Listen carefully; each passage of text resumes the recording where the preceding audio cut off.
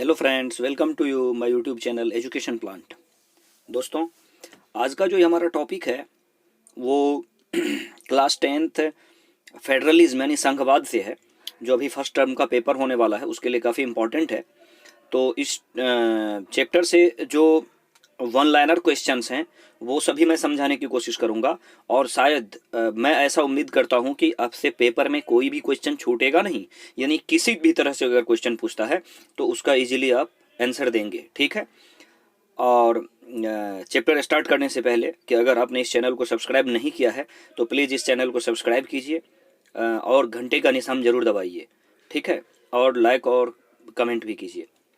चलिए, उसके बाद में हम देखते हैं, यहाँ पर इस चैप्टर को स्टार्ट करते हैं। तो इसका नाम है संघवाद, जिसे कि हम फेडरलिज्म के नाम से जानते हैं, ठीक है। किसके नाम से जानते हैं? फेडरलिज्म के नाम से जानते हैं। और फेडरलिज्म में क्या क्या हम पढ़ेंगे उन चीज़ों को पहले मैं समझा देता हूं आपको। केंद्र के बारे में पढ़ेंगे, राज्य के बारे में पढ़ेंगे, उनके शक्ति के बारे में, पंचायती सिस्टम के बारे में पढ़ेंगे, विकेंद्रीकरण की क्या नीति होती है, ऊपर से नीचे जो पावर को बांटा जाता है वो किस तरह से होता है, सबके अलग अलग शक्ति हैं, यानी पावर जो है सबके डिफरेंट लेवल पर डिफरेंट तरीके से हैं, उनके राइट्स हैं। उसके बाद में जैसा कि है अध्यक्षात्मक, अर्ध अध्यक्षात्मक और संसदीय प्रणाली, ठीक है ना, यानी इन सब चीज़ों को हम पढ़ने की कोशिश करेंगे कि ये होता क्या है। तो चलिए हम लाइन बाय लाइन इन चीज़ों को समझने की कोशिश करते हैं। तो सबसे पहले आ जाता है हमारा संघ सूची, यानी संघ सूची जो है संघवाद का एक ऐसा विषय माना गया है कि जिस पर कानून बनाने का अधिकार केवल केंद्र सरकार को होता है। यानी कहने का मतलब ये जितने भी विषय होंगे वो केंद्र सरकार के अधीन ही होंगे। और कुछ के एग्जाम्पल पूछ दिए जाते हैं तो उसमें जैसे रक्षा से संबंधित, विदेशी मामले से संबंधित, बैंकिंग से संबंधित, संचार से संबंधित, मुद्रा से संबंधित, अन्य इस तरह के जो भी मामले हैं वो संघ सूची के अंतर्गत आएंगे। किसके अंतर्गत आएंगे? संघ सूची के अंतर्गत। चलिए दूसरे नंबर पर देखते हैं, तो आ जाता है हमारा राज्य सूची।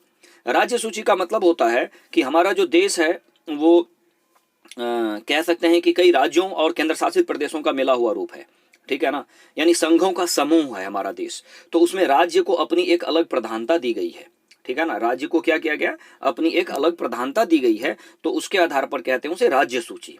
तो राज्य सूची में जो कानून बनाने का अधिकार है या इस पर कोई डिसीजन लेने का अधिकार है वो राज्य को होता है, ठीक है। जैसे पुलिस की बात करते हैं या व्यापार की बात करते हैं या वाणिज्य, वही हुआ, कृषि की बात करते हैं या सिंचाई की बात करते हैं, अन्य इस तरह के मुद्दे जो भी आएंगे जिस पर राज्य सरकार निर्णय लेंगे वो राज्य सूची के अंतर्गत आएंगे, ठीक है। लेकिन अगर मान लीजिए दिल्ली में है और दिल्ली पुलिस के बारे में कह देता है तो Delhi police central home ministry के अंदर आता है, ठीक है। चलिए आगे देखते हैं, हम समवर्ती सूची के बारे में देखते हैं। तो समवर्ती सूची एक ऐसा विषय है जिस पर कि केंद्र और राज्य दोनों का कानून बनाने का अधिकार होता है। लेकिन अगर ये मामले विवादित हो जाते हैं, ठीक है, तो ये विवादित मामलों पर केवल और केवल डिसीजन लेने का अधिकार केंद्र सरकार का आता है। इसके अंतर्गत वन आते हैं, मजदूर आते हैं, संघ आते हैं, विवाह, गोद लेना, उत्तराधिकार, ये सभी जो हैं इस तरह के मुद्दे जो भी होंगे वो किसके अंतर्गत आएंगे? वो आ जाएंगे समवर्ती सूची के अंतर्गत। अब देखिए, शासन व्यवस्था के अंतर्गत अध्यक्षात्मक प्रेसिडेंशियल रूल की बात की जाती है, जहां पर प्रेसिडेंट हेड होता है, ठीक है ना। तो जिसमें प्रेसिडेंट प्रधान होता है, क्लियर लिखा हुआ है। मैं तो ये कह रहा हूं कि एक भी क्वेश्चन आपसे छूटेगा नहीं, आप अगर ध्यान से इतने को सबको पढ़ लोगे तो इसका उदाहरण जैसे रसिया देखेंगे वहां का राष्ट्रपति हेड होता है, यूएसए देखेंगे वहां का राष्ट्रपति हेड होता है। तो इस तरह के और बहुत सारे आपको जो है पॉइंट्स मिल जाएंगे जो कि अध्यक्षात्मक शासन व्यवस्था के अंतर्गत माने जाते हैं। चलिए उसके बाद देखते हैं हम शासन व्यवस्था का अर्ध अध्यक्षात्मक रूप, जिसमें राष्ट्रपति और प्रधानमंत्री दोनों प्रधान होता है। आप अपने पड़ोसी देश श्रीलंका को देख लो, जहां पर राष्ट्रपति और प्रधानमंत्री दोनों को बराबर अधिकार दिया गया है। चलिए उसके बाद देखते हैं हम शासन व्यवस्था का संसदीय प्रणाली। भारत से दुनिया में इससे बड़ा तो कोई एग्जाम्पल ही नहीं हुआ है। शासन व्यवस्था का संसदीय प्रणाली जो है वो होता है जिसमें कि पूर्ण लोकतांत्रिक व्यवस्था होती है, यानी ऊपर से नीचे तक, चाहे बड़े से बड़े या छोटे से छोटे राज्य मतलब देश को एडमिनिस्ट्रेशन करने वाली पावर हो, तो उनका जो है चाहे तो प्रत्यक्ष विधि से, चाहे अप्रत्यक्ष, यानी चाहे इनडायरेक्ट इलेक्शन मेथड से या डायरेक्ट इलेक्शन मेथड से चुनाव होता है। जैसे अगर हम कह दें कि भारत में संसद का चुनाव किस प्रणाली के अकॉर्डिंग होता है, तो प्रत्यक्ष शासन चुनाव प्रणाली वो है जिसमें कि हम सीधा सीधा वोट डालते हैं, यानी जनता के द्वारा वोट डाला जाता है। और अप्रत्यक्ष शासन प्रणाली इनडायरेक्ट इलेक्शन मेथड वो है जिसमें हमारे द्वारा चुने गए प्रतिनिधि भाग लेते हैं। जैसे अगर राष्ट्रपति का चुनाव होगा तो हम इंडिया में यानी राष्ट्रपति के चुनाव में जनता सीधे सीधे उसमें पार्टिसिपेट नहीं करती है, उसमें जो है भारत के चुने हुए प्रतिनिधि पार्टिसिपेट करते हैं, यानी लोकसभा, राज्यसभा और राज्य के विधानसभा, इनके सदस्य जो है पार्टिसिपेट करते हैं। हाँ, केंद्र शासित प्रदेश से दिल्ली और पुडुचेरी के सदस्य वर्तमान में पार्टिसिपेट कर रहे हैं। चलिए उसके बाद देखते हैं हम। नेक्स्ट है हमारा, जब भारत को आज़ादी मिली थी उस समय देश में कुल कितनी रियासतें थे, या उसी को रजवाड़ा भी कहा गया है। तो रियासतों की संख्या 565 थी। जब देश को आज़ादी मिली थी तो उस समय जो हमारे यहाँ रियासतों की संख्या कितनी थी, 565। इन रियासतों को मिला करके जो है सरदार पटेल के नेतृत्व में और सारे नेताओं के नेतृत्व में मिला करके एक करने की कोशिश की, क्योंकि वो बिखरा हुआ था। तो बिखरे हुए इंडिया को एक करने की कोशिश की गई थी। ठीक है, उसके बाद देखिए, जब भाषा के आधार पर राज्यों का गठन किया गया तो सबसे पहला राज्य कौन सा बना, तो वो आंध्र प्रदेश था। आंध्र प्रदेश में एक नेता थे श्री रामपुट्टू मुल्लू, वो 56 दिन के स्ट्राइक पर थे, और 12th क्लास में इसका एक्सप्लेनेशन है। 56 दिन के स्ट्राइक पर थे और बाद में इनकी मृत्यु हो गई, क्योंकि वो भाषा के आधार पर अलग राज्य की मांग कर रहे थे। बाद में जो है वो कुछ हिंसात्मक हो गया और सरकार को जो है उसे अलग करना पड़ा।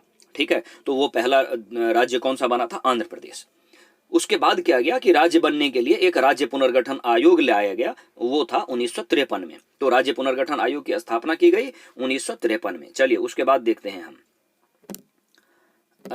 सन 1956 में क्या हुआ था कि राज्य पुनर्गठन आयोग तो आ गया 1953 में, और 1956 में राज्य पुनर्गठन अधिनियम पास हुआ। इसके आधार पर भारत में कुल 14 राज्य तथा 6 केंद्र शासित प्रदेश बना दिए गए। जब राज्य पुनर्गठन अधिनियम आ गया तो कितने राज्य और केंद्र शासित प्रदेश थे, 14 राज्य और 6 केंद्र शासित प्रदेश, जो वर्तमान में भारत में घटते बढ़ते कुल 28 राज्य और 8 केंद्र शासित प्रदेश हैं। ठीक है, लास्ट में 26 जनवरी 2020 को दादरा नगर हवेली और दमन द्वीप, जो एक ही जगह पर था और दोनों अलग अलग केंद्र शासित प्रदेश थे, तो केंद्र सरकार के द्वारा उन्हें एक कर दिया गया। इसीलिए जब कश्मीर का डिवीजन हुआ था तो केंद्र शासित प्रदेशों की संख्या 9 हो गई थी, लेकिन जब दादरा नगर हवेली और दमन द्वीप को एक कर दिया गया तो एक कम हो गया। तो इसीलिए केंद्र शासित प्रदेश की संख्या वर्तमान में कितने हैं, 8 हैं। चलिए, संविधान की 8वीं अनुसूची में कुल 22 भाषाओं को सम्मिलित किया हुआ है। संविधान की 8वीं अनुसूची में वो भाषाएं हैं जो शेड्यूल लैंग्वेज कहा जाता है, और इसमें से किसी एक भाषा का उपयोग करके आप जो है यूपीएससी के एग्जाम दे सकते हैं, संघ लोक सेवा आयोग का एग्जाम दे सकते हैं, या ऑफिशियल वर्क होता है। ठीक है, चलिए आगे देखते हैं। भारत में भाषाई सर्वेक्षण के आधार पर सबसे अधिक हिंदी बोले जाने वाले लोग हैं, और वो कितना है, लगभग 40% से अधिक, यहां तक कह सकते हैं कि 43% के अप्रॉक्स हैं हिंदी बोलने वाले। चलिए उसके बाद में भारत में दूसरे सबसे अधिक नंबर पर जो भाषाएं बोली जाती है वो है बंगला दूसरे सबसे अधिक नंबर पर बोली जाती है। और भारत में एक ऐसी भाषा जिससे सभी भाषाओं का उद्भव माना जाता है, उसी की सब बोलने वालों की संख्या लगभग नगण्य हो गया है, और वो है संस्कृत। संस्कृत भाषा के बोलने वाले लोगों की संख्या लगभग नगण्य माना जाता है। तो बहुत इंपॉर्टेंट क्वेश्चन है, इसलिए इन सब चीजों को ध्यान से समझने की कोशिश कीजिए।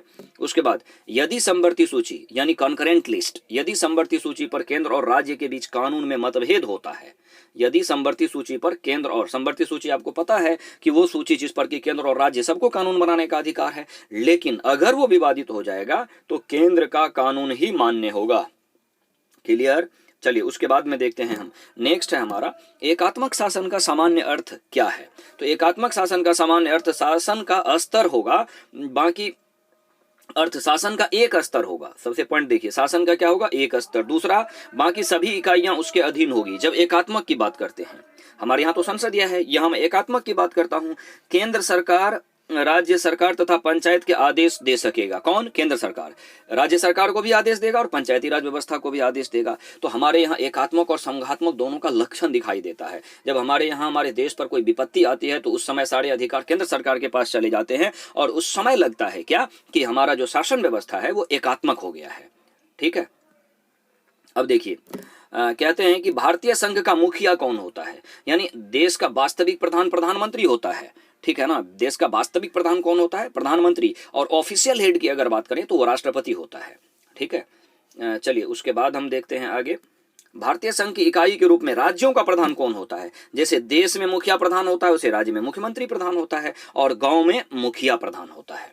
ठीक है ना। गांव में कौन होता है? मुखिया प्रधान होता है। अभी बिहार में पंचायत इलेक्शन चल रहा है, इसी मुखिया के लिए और क्या कहते हैं, पंचायत सदस्य के लिए, फिर जिला परिषद सदस्य के लिए, पंचायत समिति के लिए, सबका हो रहा है। पंचायती राज व्यवस्था के अंतर्गत नगर निगम का प्रधान कौन होता है? तो नगर निगम का जो हेड होता है वो मेयर होता है।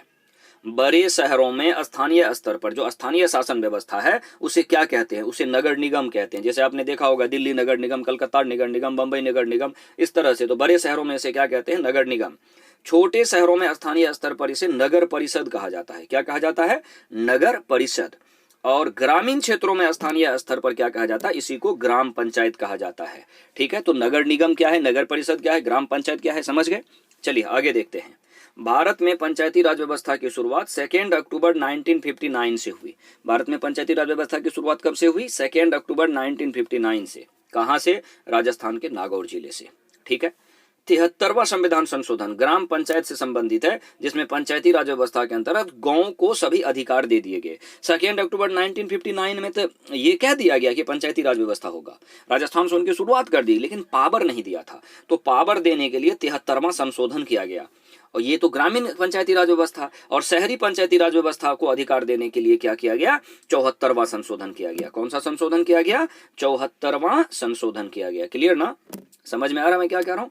74वां संशोधन जो किया गया वो शहरी पंचायती राज को अधिकार देने के लिए किया गया, नगरीय पंचायती राज को। ठीक है, चलिए आगे देखते हैं। लास्ट क्वेश्चन है इसका हमारा। अब जैसे दिया हुआ है, संघीय शासन की सामान्य विशेषता क्या होगी? तो यहाँ 2 या 2 से अधिक स्तर की सरकारें होंगी। राष्ट्रीय महत्व के विषय के लिए पूरे देश में एक ही सरकार होगी, तथा प्रांतीय स्तर पर अलग अलग सरकार होंगे। क्लियर ना? यही है संघीय शासन की विशेषता।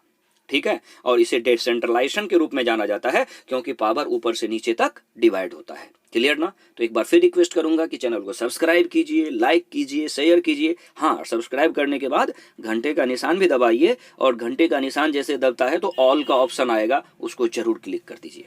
तो आज के वीडियो में इतना ही। Thank you.